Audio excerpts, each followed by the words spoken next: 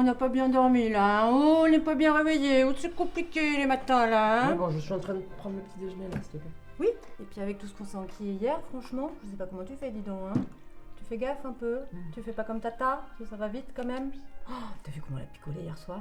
C'était dégueu, c'était drôle, elle est drôle, elle me fait rire. Moi, elle me fait pas trop rire personnellement, je trouve que ça dépend pour qui. Hein. Ah bon? Bah, moi je trouve qu'il faut l'écouter quand même, elle a des choses à dire, hein, franchement. Ouais, vraiment. Tu devrais écouter un peu. Ouais, c'est ça. Bon, Sinou Macaille, tu fais quoi pendant les vacances? Tu pars quand là déjà? Je me rappelle. Oh, mais là! Mais c'est qui vient manger ses croquettes avec nous? C'est Mémone? C'est Mémone? Oh, c'est hyper bon. Oh, elle est en train de manger du côté droit. Oh, viens voir. C'est magnifique. Ça m'émeut. Mais comment ça, du côté droit? Qu'est-ce que tu racontes? Mais tu savais pas? Alors en fait, le côté droit, c'est du côté de la mère. Et du coup, quand elle mange comme ça veut... Non mais attends, ça veut dire qu'en fait, elle se muscle pour pouvoir porter son petit. Mais elle est stérilisée en fait. Oui, ben ça, c'est les humains qui imposent ça. Et franchement, c'est limite, je trouve. En revanche, ça les coupe pas de leurs instincts. Et ça s'appelle l'appel à la nature. Mais que dalle! Les corps, ils évoluent avec l'environnement. D'où la nature, ce serait une entité comme ça dépourvue de contexte. Je veux dire, nous, on a évolué, on a perdu nos poils, alors pourquoi est-ce que les chats, ils continueraient de croquer du côté droit? Bah si tu me crois pas, je vais te montrer.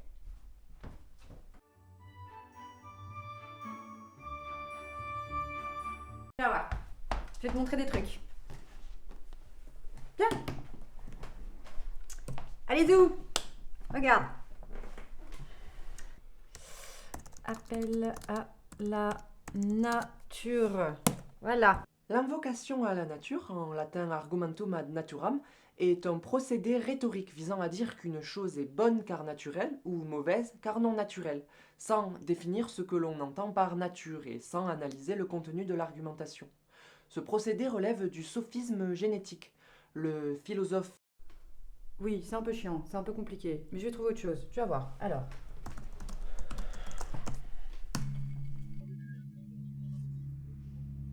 Je viens du peuple corseté, de la masse momifiée par les mœurs, de celle qui saigne chaque mois et se saigne chaque jour, des mauvaises nées et des bonnes mortes. Je suis la terre souillée, l'authentique écrasée, la terre-mère que piétinent les mâles et leurs avancées technologiques et culturelles. C'est moi, la nature, qui se soulève aujourd'hui pour toutes les femmes du monde, et pour leur ouvrir les yeux, pour leur désigner encore et toujours nos oppresseurs stratèges qui, pas à pas, marchent sur nos droits, en mocassins, baskets, talons aiguilles.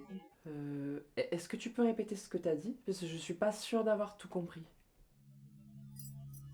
C'est moi, la nature, qui se soulève pour toutes les femmes du monde. T'es sérieuse? Ah, t'es la nature? Moi aussi. Toi aussi t'es un archétype? Ah non, je suis la nature. Mais ça n'existe pas, la nature. Ah si, c'est moi. Mais tu peux pas représenter la nature. Enfin, tu peux représenter ta version, mais c'est la tienne. Comme n'importe quelle métaphore, image, personnification, représentation anthropomorphique, tu vois. Enfin, la nature, elle peut pas parler comme on le fait là. C'est pas une entité palpable.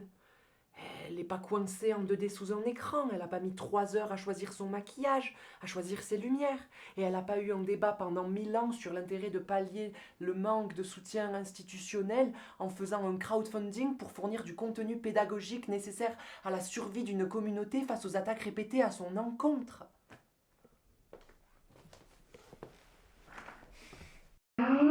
Écoute ma grande, si on peut tout interchanger comme ça à volo, ça nous emmène où? Bon, ça nous emmène au transhumanisme. Voilà. Parce que dans le fond, la question c'est qui sommes-nous pour contester ce qui nous a été offert? Moi je pense qu'il est urgent aujourd'hui d'être du côté du ressenti et de la logique, des valeurs et de l'émotion, et surtout rassembler nos différences. Et toi, qui es-tu? Tu représentes quoi? Oh ben c'est pas vraiment à moi de le dire, je pense. Enfin, je veux dire, je suis un archétype. Je peux pas représenter une identité. Mon taf, à la limite, ce serait plutôt de représenter un mouvement d'individus. Oh, m'en parlez pas. Je ne supporte plus ces jeunes individualistes et leur communautarisme permanent, là, qui prétend que chacun pour sa pomme. Et toujours au profit d'Adam. Toujours au profit d'Adam. Attends, juste pour être sûr qu'on est sur la même longueur d'onde, vous parlez de qui? Bah, dis donc, on va pas appeler une chaise une table, hein. Non, moi je te parle de ces groupes dont la prétendue rébellion est soutenue par les Netflix, par les lobbies médiatiques, par les Big Pharma Co. Je parle de ces adolescentes, en particulier de nos petites sœurs lesbiennes, pauvres petites captives d'un reflet, dont le corps, la sexualité, écorchés par la société misogyne et homophobe, sont sacrifiés à l'autel d'une soi-disant réparation, injectés par cette même société misogyne et homophobe, pour devenir des petits garçons plutôt que d'assumer leur vraie nature. Je parle de ces hommes en robe, qui prennent leur phallus pour des micros et qui confisquent la parole des vrais opprimés. Je parle de ceux qui s'emparent de nos enfants, un à un, pour façonner l'écologie de leur petit corps, en les attirant avec des hormones et des chirurgies mutilatoires. Comme les pédophiles les séduisaient autrefois avec des bonbons et des ballons. Attends, mais elle parle des personnes trans, là. Ah non, non, moi j'ai rien contre les transsexuels. D'ailleurs, alors c'est un peu alambiqué, mais le fils du neveu de ma voisine, en fait c'est une femme. Et alors, mais il est adorable, enfin vraiment, mais d'une discrétion, pas tout moche. Puis je le connais depuis tout bébé, donc et que j'essaye les robes de maman. Non mais en vrai, moi je pense que profondément, ce qui nous inquiète, ce sont les transactivistes, pas d'amalgame. Non, mais à un moment donné, je pense qu'il faut parler des personnes qui acceptent pas les réalités de base, quoi. Je veux dire, c'est pas compliqué de regarder les animaux. D'un côté, il y a les vaches, de l'autre côté, il y a les taureaux. Je sais pas, une souris, elle va pas coucher, se reproduire avec un ornithorynque parce qu'elle peut pas.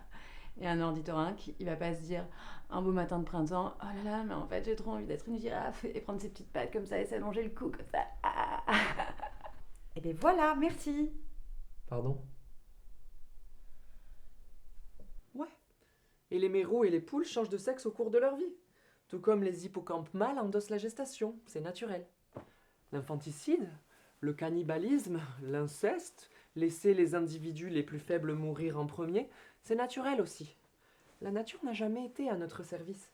Elle n'a pas à être utilisée pour habiller des propos qui ne représentent en rien ces multiples réalités, mais bien ton idéal de société rétrograde.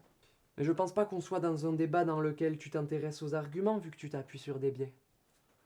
Quand on fonde un jugement, qu'on présente comme une vérité en utilisant des petits bouts de réalité que l'on considère représentatifs d'une population beaucoup plus large, ça s'appelle un biais de représentativité. Ensuite, tu as utilisé une illusion de corrélation qui consiste à faire croire à un lien entre deux choses quand celui-ci est beaucoup plus faible ou n'existe tout simplement pas. Si tu souhaites que l'on s'intéresse à ce qu'il y a dans la nature, pourquoi n'irait-on pas voir du côté des pingouins homoparentaux, des manchots prostitués ou bien des mouflons trans? En fait, tu braques bien la caméra où tu veux pour te donner un semblant de justification scientifique. C'est un procédé rhétorique bateau, mais alors vraiment bateau. Alors déjà, je te prierai de pas me couper la parole. Typique. Vous voulez savoir ce qui est bateau? Ce qui est bateau, c'est la mode du bien-pensantisme, là, qui s'encastre comme par hasard dans la société capitaliste dans laquelle on vit. Moi, je suis du côté des lanceuses d'alerte. Je suis du côté de celles qui veulent se reconnecter avec leurs origines, qui veulent se débarrasser de tous ces concepts complètement illusoires, là. Parce que moi, je pense qu'il y a un tout. Tu vois, il y a une cohérence naturelle à tout ça pour avoir un ordre collectif. Et pour ça, faut aller au-delà des ouin-ouin, là, et des ouin-ouin-ouin-ouin-ouin. Je suppose que celles qui luttent pour reconnecter avec leurs origines, c'est toutes ces personnes qui prônent un retour individuel à la sobriété et qui ont accès à tous les outils pour tenter d'y parvenir, hein. Je suis désolé, chouchou, mais là-dedans, les ultralibérales, c'est pas les personnes trans. Est-ce que t'es allé à la FNAC récemment? Parce qu'on y trouve tout un tas de bouquins qui traitent de développement personnel et un petit peu moins qui parlent des personnes trans. Ouh, c'est à toi que j'ai présenté. Attends, chut, écoute. Bouquin sur les accords Toltec. Chut, pardon. Écrit par ces mêmes personnes, je te laisse compter. Et regarde le nombre de métiers qui se sont créés autour du soin de soi. Les sophrologues, les praticiens PNL, les coachs, les facilitatrices de la constellation familiale. Oui, nous prenons soin de nos corps de femmes. Ça te gêne? Je vais t'apprendre quelque chose. Ce sont eux qui ont été brimés depuis la nuit des temps et depuis chacune de nos naissances. Être femme, c'est pas un ressenti, c'est une condition physique persécutée. Je suis d'accord. Être femme, c'est une condition matérielle persécutée, comme tu le dis. Mais quand on est trans, je peux t'assurer qu'on est dépossédé de nos personnes partout où on se trouve. Soit on est menacé, soit on est perçu comme menaçant. On peut pas juste être. Nos vécus sont conditionnés en permanence par la manière dont les gens autour de nous nous perçoivent. Femme, travelot, pédale, Gwyn ou un joli mélange de tout ça. Quand on n'entend pas juste « c'est quoi ça ?» Je pense pas qu'aucune de ces places sociales ne donne accès à un quelconque privilège. Ça nous met même plutôt en danger. Et je crois pas que ce soit un ressenti non plus, mais bien des conditions matérielles persécutées, comme tu l'as si bien dit. Elle parle beaucoup. Je suis la guérisseuse, je suis la femme sauvage, je suis la sorcière, la sourcière, la sorcière. Vous avez été créé par le lobby de la médecine occidentale. Avant ça, vous n'existiez pas. Alors que je suis l'origine du monde. Ok, non, par contre, va falloir arrêter avec les envolées lyriques quand on n'a plus d'arguments. Hein. Et puis, permets-moi d'émettre un doute là-dessus, enfin, une certitude en fait. Parce que, bien avant que la médecine occidentale en soit où elle en est, j'existais déjà. Tes ancêtres ont juste méticuleusement pris le temps d'effacer toute trace de mon passage afin de me faire disparaître. Mais heureusement, mes sœurs, mes frères et mes adelphes sont en train de se démener pour reconstituer notre histoire dans des ouvrages et des archives. Et puis l'origine du monde, non mais faut pas déconner non plus, hein. La planète Terre, elle est pas sortie de ton utérus. T'es apparu dessus en même temps que moi. Bon, moi par exemple, quand j'étais petite, pour rester dans l'archétype de la Terre, eh ben, j'adorais regarder les étoiles filantes. Eh ben, je me suis pas dit, il faut que je devienne une étoile filante.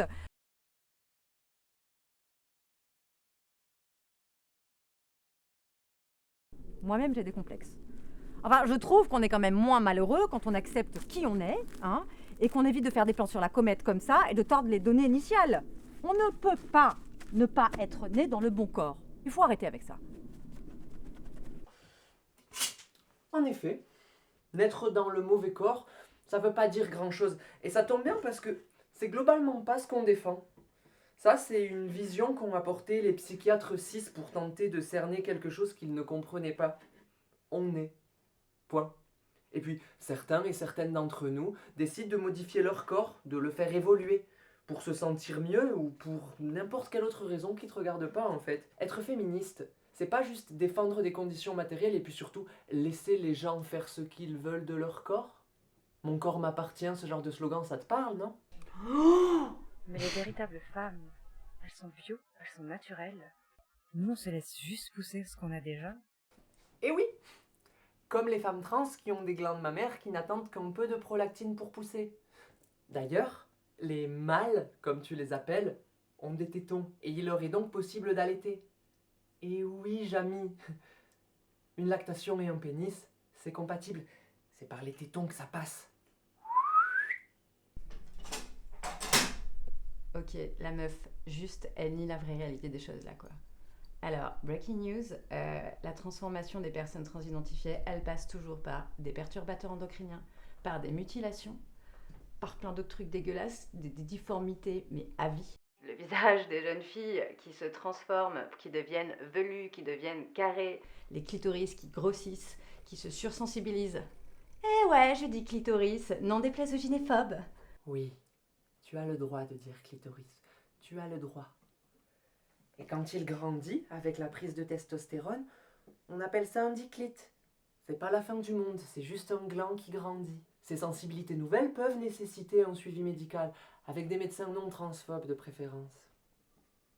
Des poils sur le visage, on appelle ça de la barbe. Il y a beaucoup de personnes qui en ont et a priori ça va.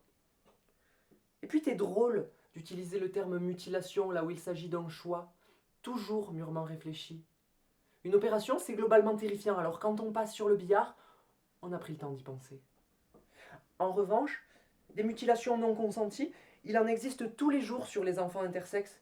Le corps médical n'a ici aucun scrupule à exciser des personnes pour les faire rentrer dans une binarité sociale, à élargir des vagins jugés trop petits pour recevoir le sacro-saint phallus de la reproduction hétéro, à imposer des séances de rééducation consistant en des viols répétés avec des objets, ou à construire des pénis au rythme incessant d'opérations et d'anesthésie générale sur des bébés, quand bien même il n'y a aucun risque vital encouru.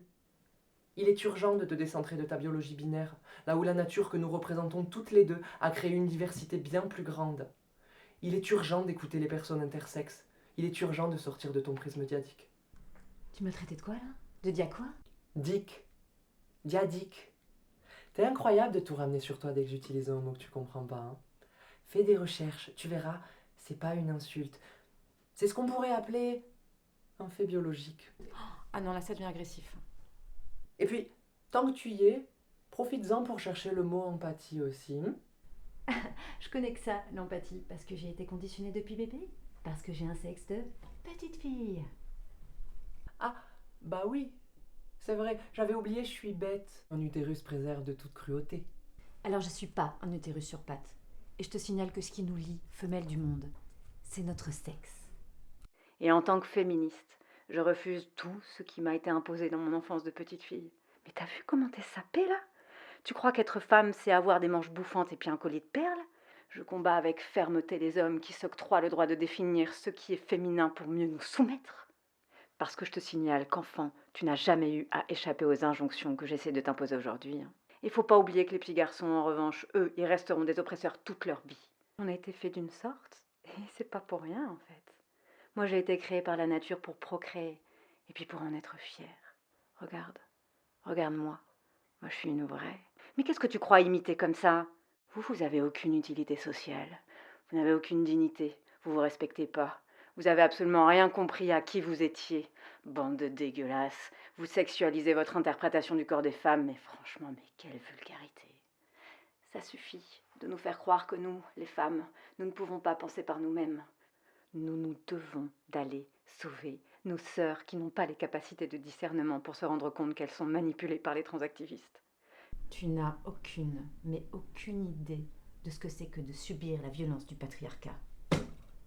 Et t'es d'accord avec ça, toi? J'avoue, là c'est un peu... je sais pas tout... ouais. Oui. Bon, je commence à fatiguer là. C'est franchement épuisant de lutter contre des miroirs braqués sur moi mais qui ne représentent en rien, mais alors en rien mon propre reflet. Vraiment. Comment tu crois qu'ils me traitent, les hommes de ma vie? Tu penses qu'ils me considèrent comme un des leurs? Tu penses que j'arrive à trouver une place parmi les femmes cis avec ce que les gens comme toi essaient de leur mettre dans la tête? Tu crois vraiment que j'ai renoncé à la facilité d'accès au travail, au logement, à la sécurité physique et matérielle, juste pour pouvoir incruster les milieux féministes? Tu penses que personne n'a jamais essayé de m'agresser? Non. Physiquement, verbalement, ou même sexuellement? Mais de quel privilège masculin tu imagines que je jouis? Ça ne va peut-être pas te plaire, mais le patriarcat me condamne à la solitude. Il m'est vraiment difficile de trouver un emploi et il m'est quasi impossible d'accéder à un poste de pouvoir qui pourrait me permettre de participer au changement de cette société. Est-ce que tu sais ce que c'est que d'être dévisagé avec un regard de dégoût, voire de haine, par le propriétaire de l'appartement que tu vas visiter, par la caissière du cinéma, par le boulanger, par 90% des personnes que je croise dans la rue, par moi-même? Quand le soir, quand je me regarde dans le miroir, j'ai internalisé toute ta violence.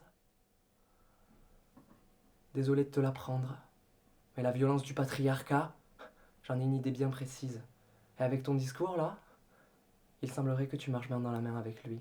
Bon, écoutez jeune fille, vous nous racontez votre vie à chaque fois, mais c'est une méprise. Franchement, au risque de me répéter, on n'a rien contre vous. En revanche, les collectifs, les groupes transidentitaires, militants, extrémistes, woke, islamo-gauchistes et tout le tintouin, c'est non. Apprends à respirer. Ça t'évitera de mettre des étiquettes un peu partout. Tu sais, on a été créés dans un tout. Et c'est pas pour rien. Mais je te parle pas juste de mon vécu. Tout ce que je t'ai exposé n'est en aucun cas une affirmation de mon identité. Ce que je fais, ce que font les collectifs militants wokistes identitaires, c'est se battre pour avoir des droits et des vies décentes. Et moi, j'essaie d'avoir une vie sans bite pour m'agresser. Une fois de plus. Je suis sincèrement désolé pour toi. C'est un commun qu'on peut partager. Et j'entends la nécessité de se protéger des dominants. Mais conférer un pouvoir à un organe, localiser l'agressivité en un lieu charnel, c'est fantasmer les pénis comme des baguettes magiques, maléfiques et autonomes, sans comprendre la mécanique complexe des violences systémiques qu'activent ou non les personnes qui sont derrière le bout de chair. Certes, Tu as été agressé par des personnes détenant des pénis, mais surtout, ces personnes faisaient partie des classes dominantes. Et dès qu'il y a un rapport de pouvoir systémique entre des individus, le risque d'agression sexuelle est plus grand. Et dans tous les groupes, il y a des prises de pouvoir individuelles, il y a des abus. Et je suis d'accord avec toi, à 100%. C'est à déplorer, et nous nous devons de lutter contre. On ne peut pas être d'accord. Parce que... Je viens du peuple corseté, de la masse momifiée par les mœurs, de celles qui saignent chaque mois et se saignent chaque jour, des mauvaises nées et des bonnes mortes. Je viens... On rigole, mais... L'appel à la nature est un outil rhétorique, chéri par les mouvements ultra-conservateurs, complotistes ou traditionnalistes en pleine extension. Certaines de leurs représentants ont pu user de leur joli minois et de leur grand sens du marketing pour séduire l'opinion publique. D'autres ont pu infiltrer certains milieux marginalisés en utilisant ce séduisant procédé. Peu en importe la thématique, apprendre à déceler les mécaniques d'embobinage telles que l'appel à la nature, le confusionnisme, les fausses analogies, les hommes de paille, les biais cognitifs en tout genre, paraît plus que jamais d'utilité publique. Un discours qui ne vous vise pas directement aujourd'hui peut comporter en son sein la volonté d'une civilisation destructrice qui vous pointe aussi en ligne de mire. Parvenir à détecter des techniques de manipulation, c'est se créer un calque. Que ce soit pour le déposer sur des sujets que vous maîtrisez et dont les fausses informations vous semblent évidentes, ou sur des thématiques dont vous ignorez les réalités. La transphobie peut être difficile à déceler quand elle est habilement infusée auprès des nombreuses personnes qui n'y ont jamais été confrontées. Soutenir les communautés attaquées en prenant du recul sur nos propres réflexes de pensée, c'est avoir l'humilité de reconnaître que n'importe qui peut se faire berner par des arguments fallacieux, et que ce n'importe qui peut, fort heureusement, défocaliser d'une cible fantasmée pour lutter contre une idéologie avérée, globale et assassine. Nous croyons en cette vulgarisation et en la multiplication des réactions. Pour nous aider à apporter notre pierre à cet édifice, n'hésitez pas à partager nos travaux, à vous abonner et à nous cliquer dans tous les sens.